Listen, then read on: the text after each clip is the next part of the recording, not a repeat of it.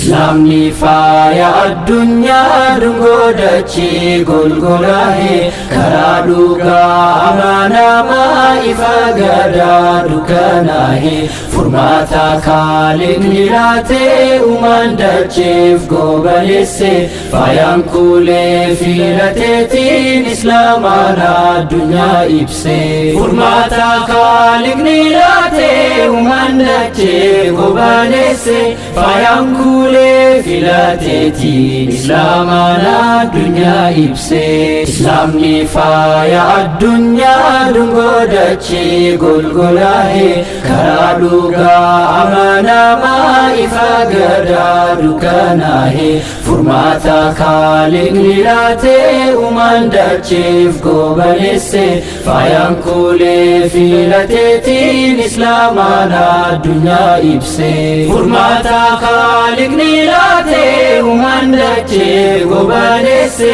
faayaan kuulee filateetiin islaamaan addunyaa ibse addunyaatu kaleedhame dhokateetiin ifni har'a bulchiinsi isaa babal'ate kalee zulmiin akka carraa babal'ate midhaan daaraan ulfaate jiruuf jireenyi guddaan xiqqaaf garaan laafu gobee turee barhameenyi gadaa sanaa dhibee bultiin yaadoo taa'ee hundaa namaa abbaan irree lafaa miidha gaaf dhaabamee walqixxummaan jarraa gandaaf lagaan qoodee makluuqonni wal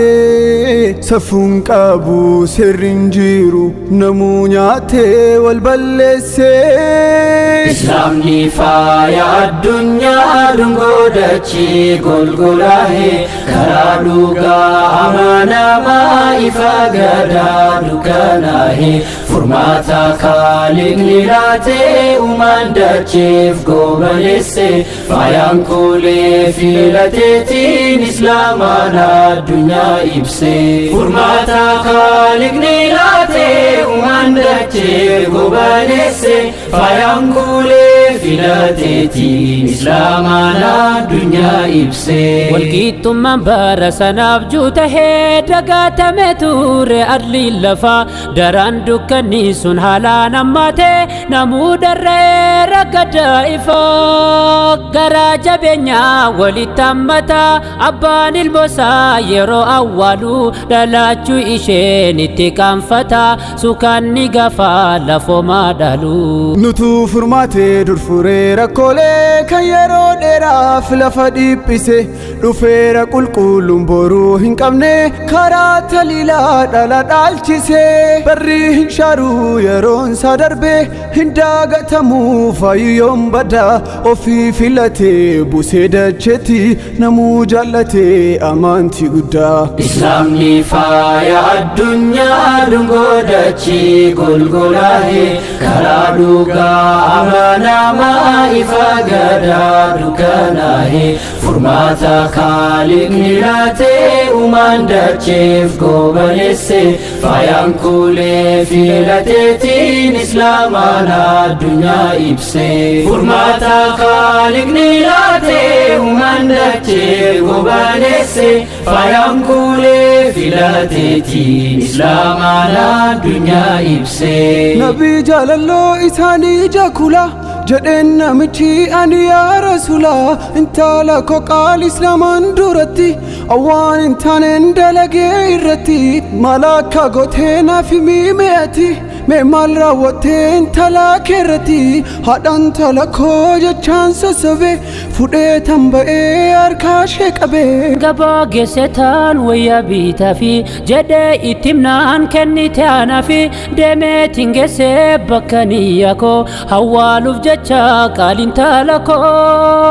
otuun eegalee boolla fageesse intalli kan koos na laaltii teesse yeroon awwaaluuf boolla faan ka'uu jette abba koo nadiisa ga'u. Islaamni faaya addunyaa dungoodachee golgolaahee karaa dhugaa amanaa ifa gadaa dukkanaahee furmaata Khaliqni laatee uumaan dacheef goobaleesse faayaan kuulee filateetiin islaamaan addunyaa ibse furmaata Khaliqni laatee uumaan dacheef goobaleesse faayaan kuulee filateetiin islaamaan addunyaa ibse. Waamicha ishee dhimmarraa dhabe biyyootti hadheen duchuu jalqabe durbaa ta'uu isheef lubbuun awwaale karaa manattiin achi qaajelee